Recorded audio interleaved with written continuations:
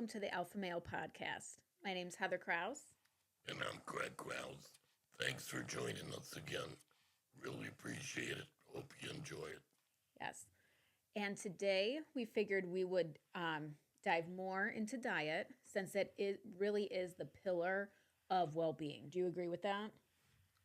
I would say that's right near the top. Yep. Yes.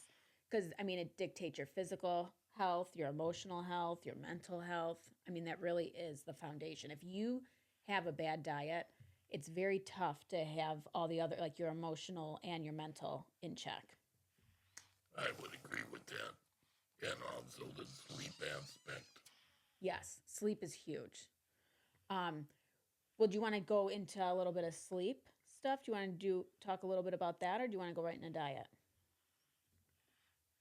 Let's go into diet. How's that? We'll save sleep for a whole nother episode because that's a whole different topic in itself. So with diet, I do want to give people a little background on you. So you're a pro bodybuilder. You've been bodybuilding for how long, would you say? You've been bodybuilding my whole life, so this predates me. I started lifting weights when I was 11, and I've been lifting weights now for 60 years. So I guess I'll let people do the math. Yes. So you got into it when you were 11, and then you played football. I know that. I played football through high school and college. Okay. Did you play any other sports? Played basketball, played baseball.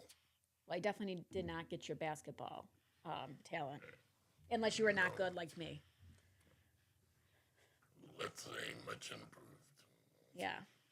He was my coach for 1 year when I was in 8th grade and told me, you either practice and actually get better or you're not playing, because he did not play me. I was the last to get put in. There was no, what's the word, that when you favor your family? Is it nepotism? Yep. There was Definitely not nepotism, especially not in basketball. And as soon as we pulled up to practice, I was coach. I no longer was dad. Yes, that's very true. So you played football, basketball, baseball. Did you wrestle at all? No, because that was during the basketball season. Oh, that makes sense. In hindsight, I wish I would have wrestled some. Yeah, you used to box, didn't you, a little bit? I boxed for about a year and a half. But once again, my main sport was football and lifting weights. And boxing kind of got in the way of that. That makes sense. Now, how did diet play a role when you were in football? Well, I laughed because we were always trying to get bigger and bigger, just like people nowadays do. And we didn't have all the supplements or McDonald's or anything else. So we would use powdered milk as our protein source. There was old milk back then. So we would put ice cream. We did have blenders back then. Oh, you did? Okay. Yeah. Nothing like they are today. No, what do you guys got? The Vitamix. No Vitamix? Yeah, no, nothing like that. But it was kind of like we used to force feed as much food as possible to gain weight. But then again, we were active because we were always walking everywhere we went or riding our bikes. Yeah. Because we didn't have cars of our own that we got to drive. Yeah. That's such an interesting point. I wonder how much harder it was back then to put on weight as opposed to now with all the empty calorie foods. You can go to McDonald's and easily eat 3,000 calories, probably 4. Milkshake, burger, chicken nuggets, the sauces, fries. And back then, or even when they did have McDonald's burger back then was not the McDonald's burger that we have now. That was real meat back then. Yeah. Just on a side note, I heard Kennedy say something about he doesn't want to get rid of McDonald's. He just wants to improve their food how it used to be. which that sure would be a nice step in the right direction Oh, yeah. to Well, reel everything back in. well, they say even like if you go over to Japan or any other country and have McDonald's, it's so different. It actually tastes fresh. It tastes like a real burger. It tastes like real fries, not like this like stuff over here. I mean, I have not had McDonald's. When was the last time you had McDonald's? I'm going on like 25 years, I think. Yeah, It's been a probably while. been that long. So it's actually probably was more toward a burger, like real meat when we last had it than it is now. But um, and I can't. And I heard too, like the ice cream at McDonald's isn't even ice cream. It's like ice cream ish food. You know, like I've heard some different stories on that, but yeah, once again, we just stay away from that place. yeah. But so, like I said, I gotta believe that it's so much easier now to gain weight. So I never even thought about that. That over the decades now, that how much that has changed. Well, you figure they have all the different protein powders now, from whey protein, the collagen, the beef protein, egg white. Well, I remember when. So this is I'm gonna date myself. Oh, I'm gonna interrupt you. Don't touch the soy protein. Yes, absolutely no. And was there even soy protein back in the day? I'm gonna guess I not. don't believe so at all. Yeah, I'm not sure what year that actually started to come out, but I remember in the 80s. So I was born in 85, and when I was probably 4 or 5, you started making us special milkshakes, which meant ice cream and terrible tasting designer whey. And you thought we wouldn't know as kids that you were putting that crap in our milkshakes because let me tell you, it tasted like shit. It was terrible. Or you had the old school Metarex bars. You would give me like you thought that they were like candy, like I wouldn't know the difference. Like, oh, I'm 6 years old, 7 years old. I'm hungry. Oh, here, have a Metarex bar. And they came in two flavors, chocolate chip and cookie dough. And neither one tasted what they should have tasted like. Like nowadays you have Quest, you have all these different ones that actually taste good. Oh, they were so bad. Terrible. Well, when you're not used to anything, they tasted good to me. Yeah. So Oh, they were so bad. they fit the bill. Definitely, the supplement industry has come such a long way with protein powders. I mean, did they have amino acids back then, even or? Well, it's funny you mentioned that. I was just telling somebody the other day what we used to do was somebody would go to a veterinarian and buy a bottle of amino acid for horses. Oh, really? And what you would have to do is stick a syringe in it and then squirt it in your mouth. That's how we would get our amino acids back in the old days. Wow. So there was a lot more effort than just going to GNC. There was no GNC. So how much did you? So like, okay, I would do like 2 scoops, like in my water today. How much, like, 2 syringes full, like, or was this? I'll be honest with you, I don't even remember because a lot of the power lifters got it. And you just, when you went to the gym, you got your syringe full in your mouth. That we weren't taking injections or anything. Yeah. It was just liquid aminos. But they would hook up an IV to a cow, I guess, or a horse. Oh, really? I guess that must be how they got it. I don't know. Never worked on a farm. Well, if they're ever out in GNC, I guess that's always another route to go. Plan B. I'll have to remember that. Yep.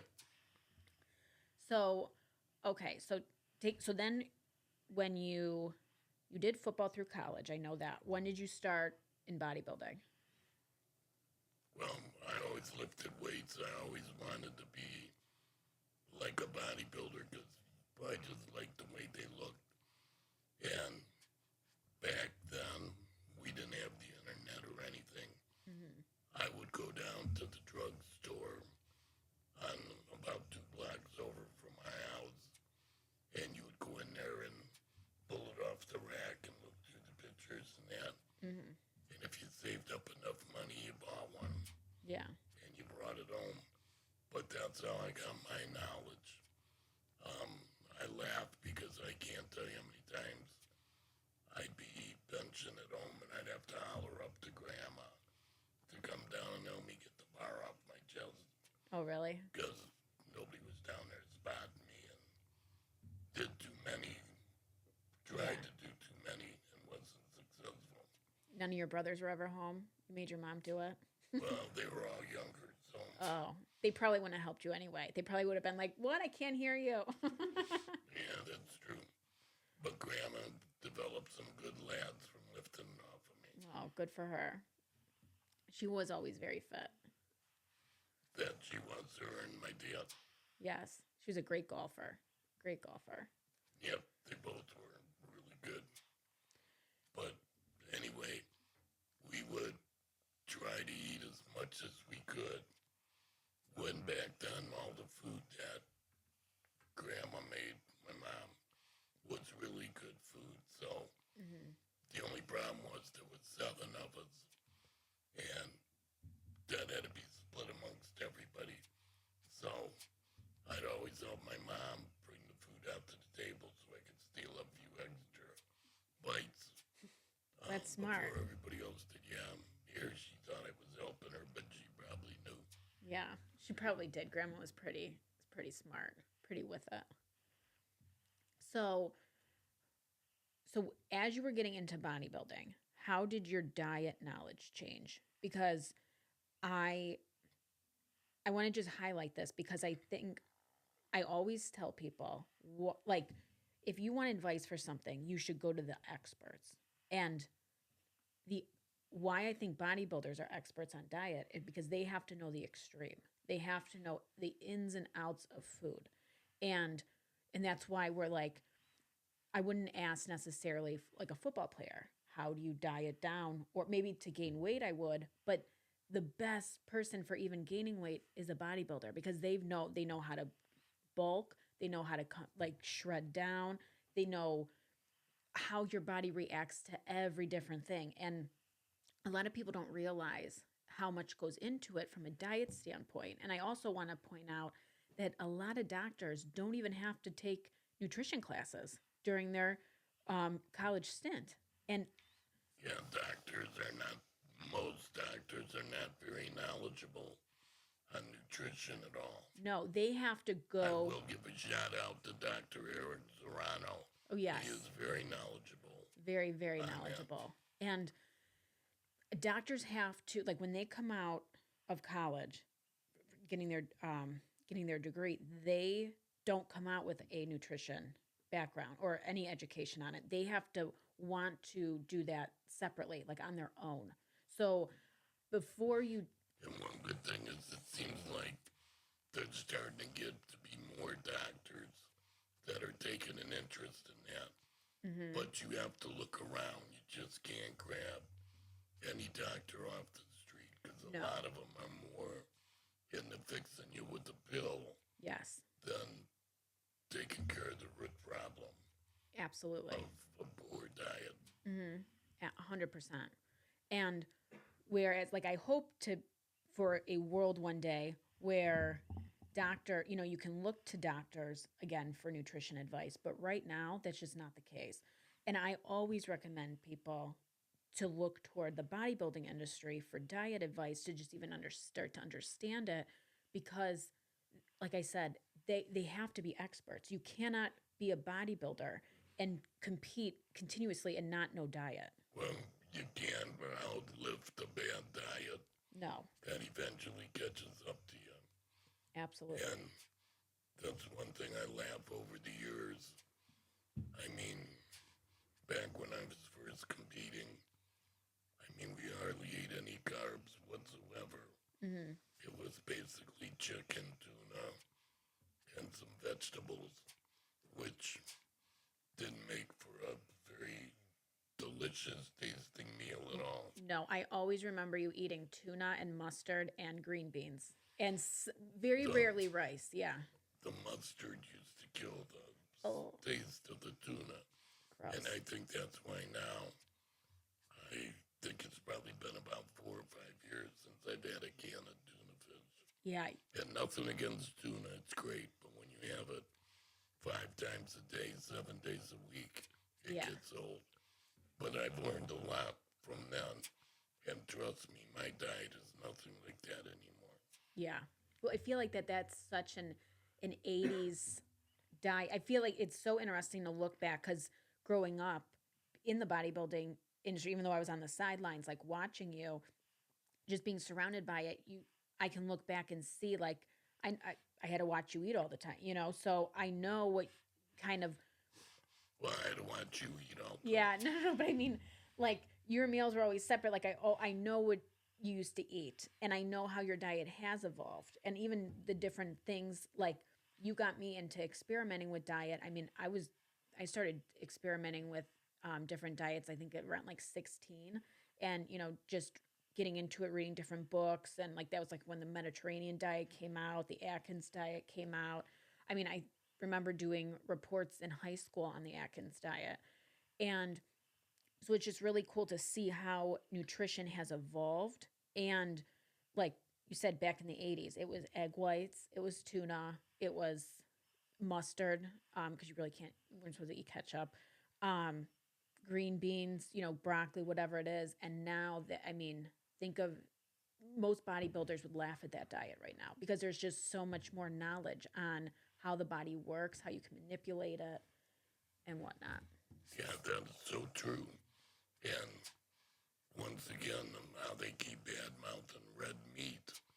Mm-hmm. Red meat's not the culprit, especially if you get grass fed and get the like 90, 92, 93% Mm-hmm. fat free grass fed beef Yeah. because that way you're controlling your fat to a degree. And not that fat's bad, No. but you just don't want to live off of all fat. And that's why some of the diets where it's mainly meat based, it's because you're getting a lot of protein and the fat content is being used for energy instead of carbohydrates. Well, so that's a good point to make because I think the best rule of thumb for someone when they're doing it, like trying to figure out what diet to follow, is protein should always be a staple, 100%. And then you have fat in your carbs. And if you have higher carbs, you lower your fat. You have higher fat, you lower your carbs. And that's like if you think of like the different diets where like Mediterranean, it's like Mediterranean's like I think like a little higher fat, a little lower carbs, but there's no extreme in there, but they kind of like are like this.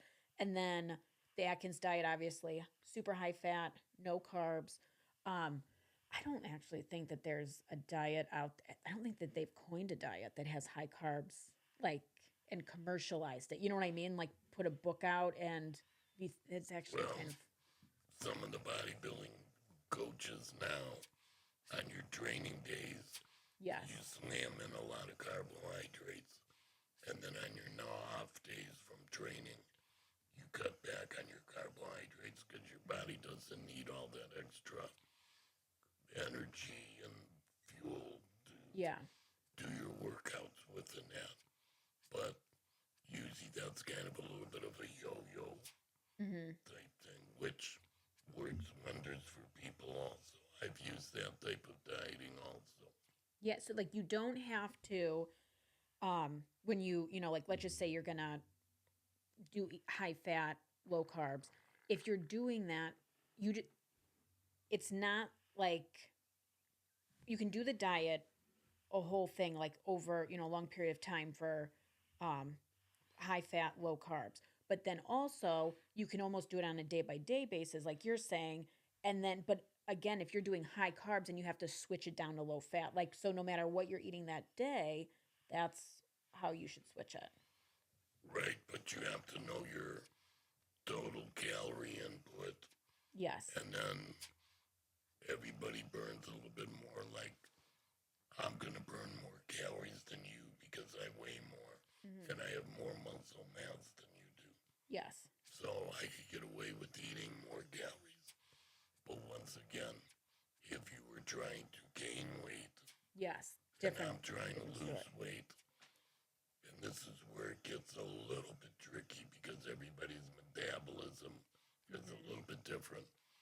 The worst thing you could do is to starve yourself. Yes. And that's like basically nothing like I hear about some of these people just drinking water and eating a few vegetables and taking a few amino acid pills. Mm-hmm. And they don't understand after about 2 weeks, they flatline as far as the scale doesn't go down. They feel miserable and they're just not enjoying life, and you don't have to go to that extreme. No, I have a buddy who, anytime he wants to lose weight, he goes back to this diet that he swears worked, but he's not like it only works when he's on it. That's the problem, and that's what a lot of people don't realize. But it's like one egg in the morning, and then a thing of string cheese in the afternoon, and then it's everything is like real tiny meals, and it's basically a starvation diet. And yes, that does work for a very short period of time, but the problem is you ruin your metabolism in the middle, like while you're doing it. And then as soon as you get off of it, one, you never learn how to eat correctly. That's the problem because it's a diet and it's an extreme diet. And then you ruin your metabolism. So then when you get off of it, because you can only eat a diet like that for so long before your head explodes, Right. you fall off, and then it's like, and you usually go right to carbs when that happens. And And then you get depressed because you've fallen off of it. yes. Where it's like, what the heck? I'll have another bag of Fritos or a McDonald's double cheeseburger, whatever. Well, what a lot of people too don't realize, especially if you do like I love low carb diets. One that does definitely works best for me.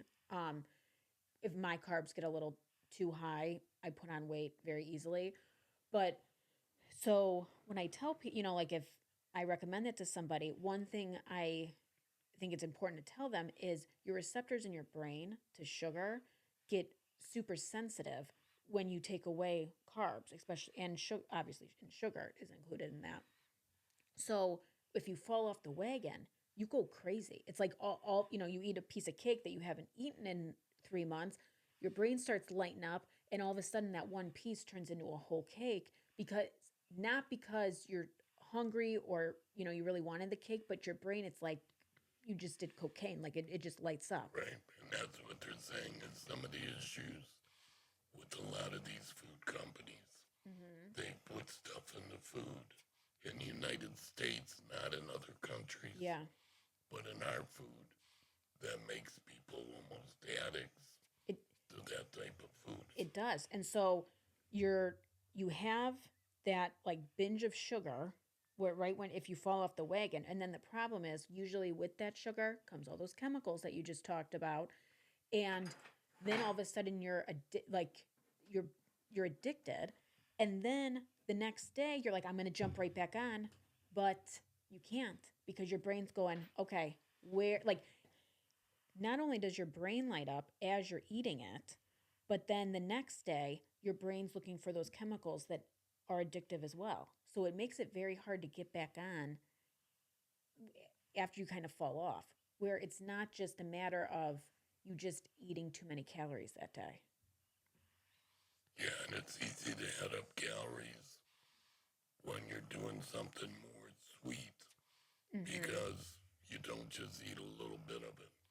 Where that's why I always try to tell people that I work with and you work with me on it is put your meals together, know what you're going to eat, and go through the week and have it all ready. Now, once again, if something comes up, then you just have to make a wise choice when you're out Yes. because you can find good stuff to eat. I can remember the one day getting ready for a contest. I had for my students, I had to check on their job site, so I ran out of food, which because I left one meal at home. I stopped at a deli and I just bought roast beef, and I just ate the roast beef without any bread or anything else because I was on a very restricted diet at the Yeah. time. So, as I always tell people, you could find a way to get it done.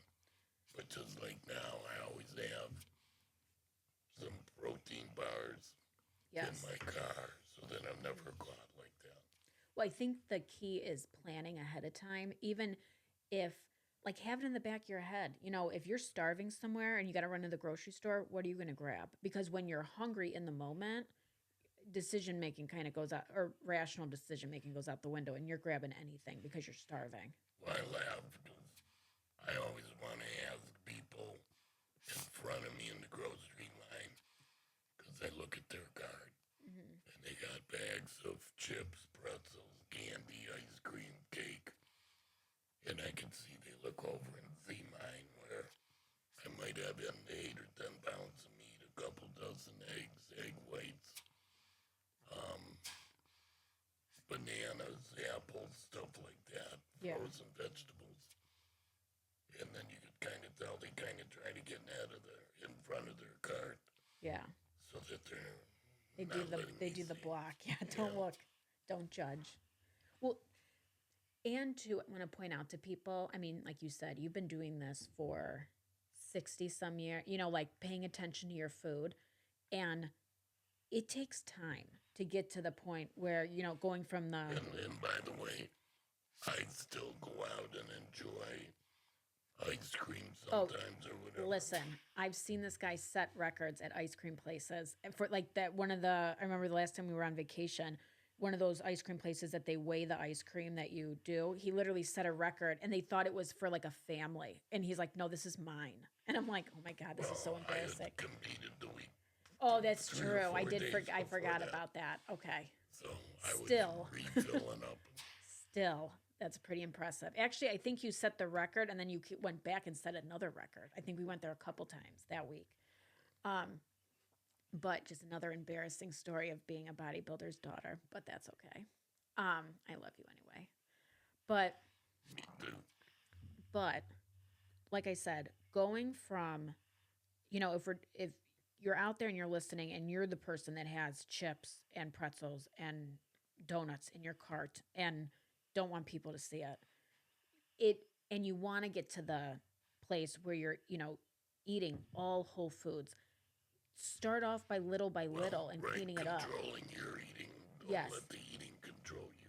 absolutely. But I also think that it's delusional to think that all of a sudden you're just gonna get your shit together and you're gonna become that person like in a day. It's not gonna happen in a day because you don't have the habits yet down. Like I said, you develop those over 60 years. I've been, I'm, I don't know if I want to say my age, we'll say late 30s ish. And I've been doing this since I was 16. That's a long time of like developing that. I'm not saying it's going to necessarily going to take that long to get to the place that you want, but give yourself some time to develop those habits instead of getting into the habit of, you know, I want to be like this and I'm going to start tomorrow and then you just jump in. You don't try to develop any habits, you just try to have your willpower take over and then that never works out. Instead of going, okay, I'm going to take a step back. I'm going to think about, you know, what are my habits? How do I grocery shop? Like start cleaning up maybe your breakfast first and then Right. trickle down. And I think one of the most important things is always have a protein Yes. with a meal Hmm. because that makes you feel full, Yes. and that should be the bulk of what you eat. Absolutely. Like if you go to like you go to the sports bar every Tuesday night, let's say, and you're addicted to fried wings or breaded chicken fingers or whatever. Move on, like make small things. Go get wings that are just normal wings because now you just took out the breading and you're still eating protein. And then slowly get into like the like what's it called? They don't have breading, they're just like grilled chicken tenders. So it's just grilled chicken with that. So you're not missing out on the sports bar atmosphere, but you're starting to clean up little by little and now you went from an unhealthy thing to something that's healthy, that's grilled chicken. Right.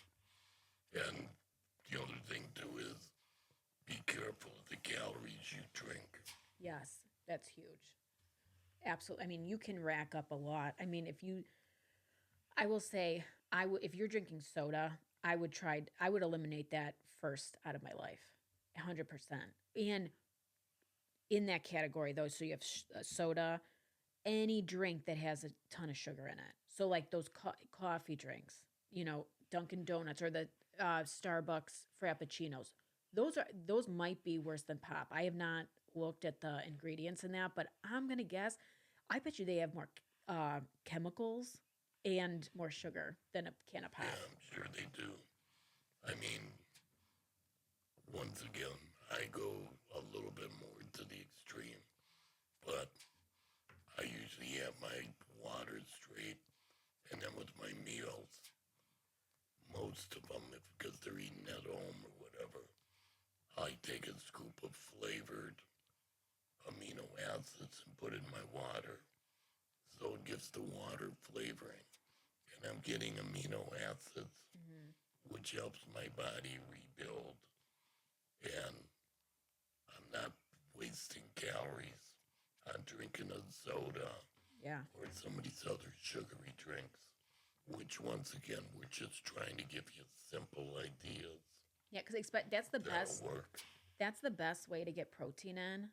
If if you're really struggling, is to put the amino acids in, and you know, there's there's different levels of getting healthy. And if you're looking at chemicals or you're looking at calories or whatever, everybody has like a different level that they're at when they're so if you're just starting out and you're wanting to get more protein in, grab the best taste amino acids that you can find, even if they do have some chemicals in them, and start there. And then go, okay, I got this habit of instead of drinking pop every, 5 times a day, now I'm drinking half a gallon of water with amino acids and I like this taste. Okay, cool. Now let's graduate you to the next level of why don't you find something that has a little bit less chemicals to it? And you slowly start to do that as opposed to jumping in and going, oh my God, I have to clean up this, this, this. And all of a sudden you're going from one extreme to the other and you're never going to be able to do that Continue long. to do that right Yeah, long without term.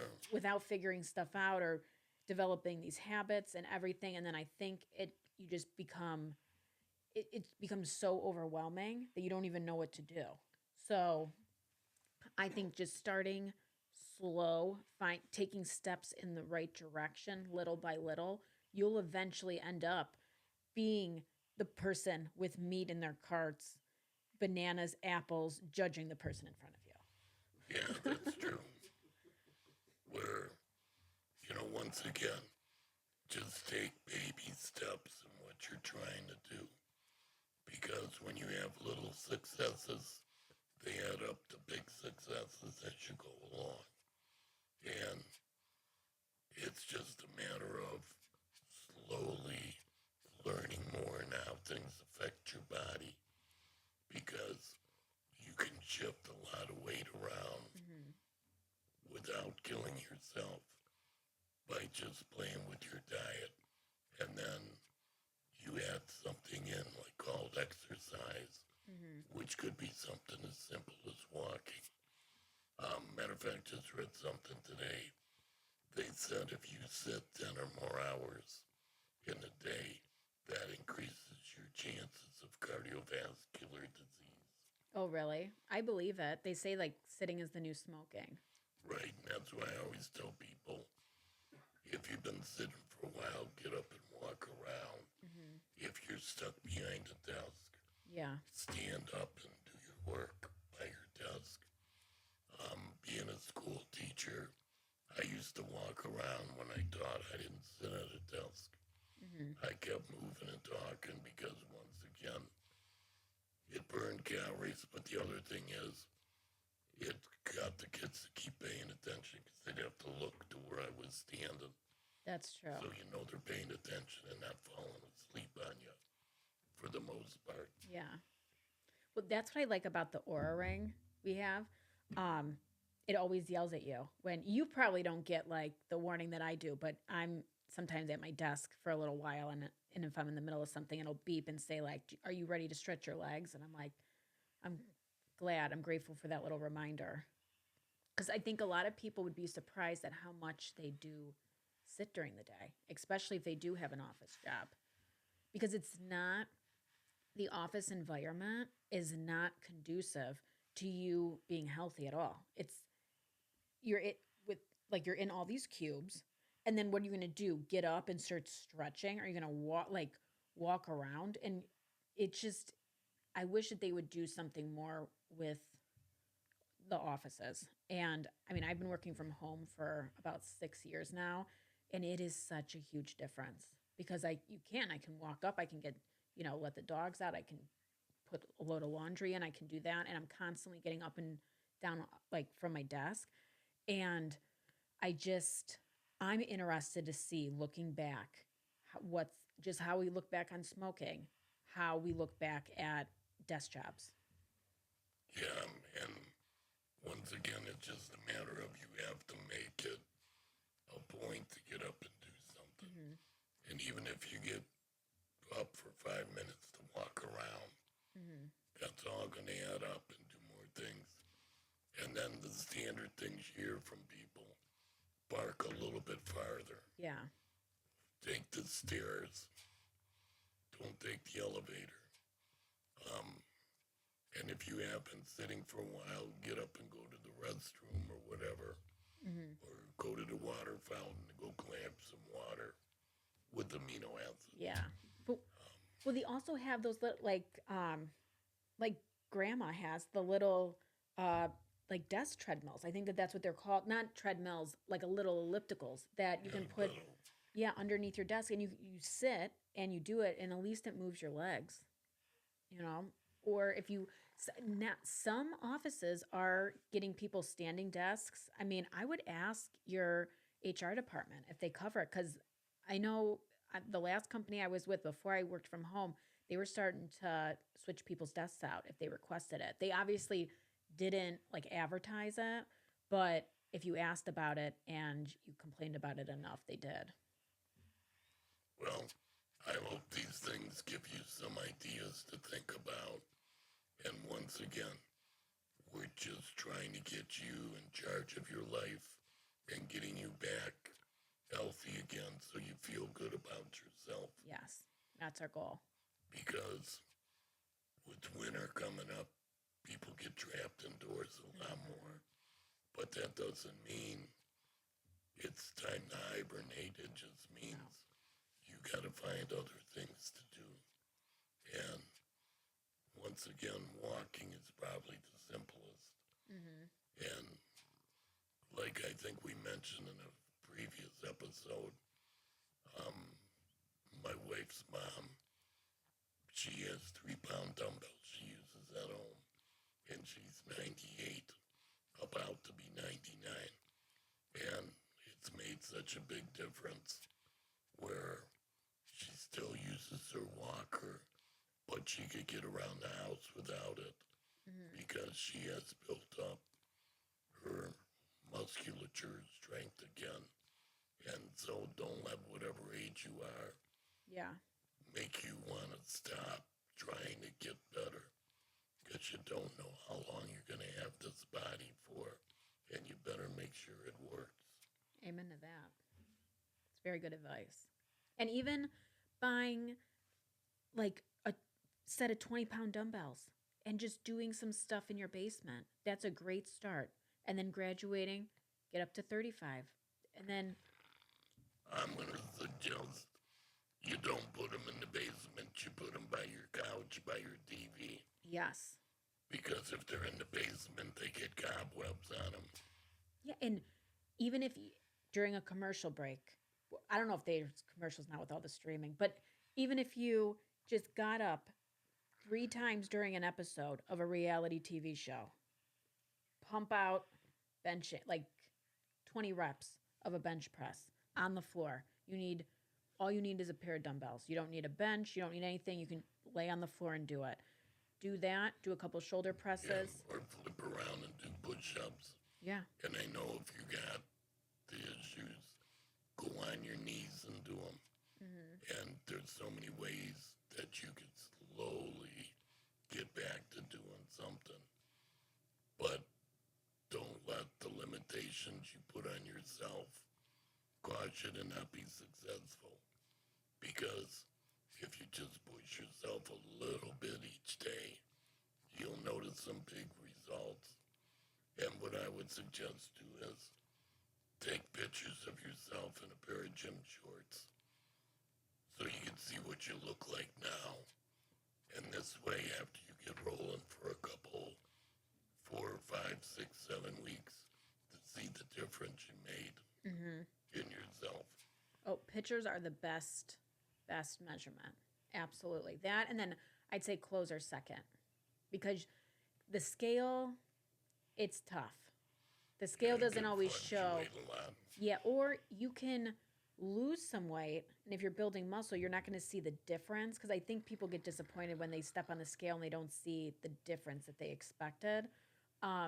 Whereas if you look at pictures don't lie, and neither do a pair of pants. Like if right around the waist. That's why we always like to tell people, take your measurements, measure your waist, your quads, your chest, your arms, and this way you will know if the day measure's changing.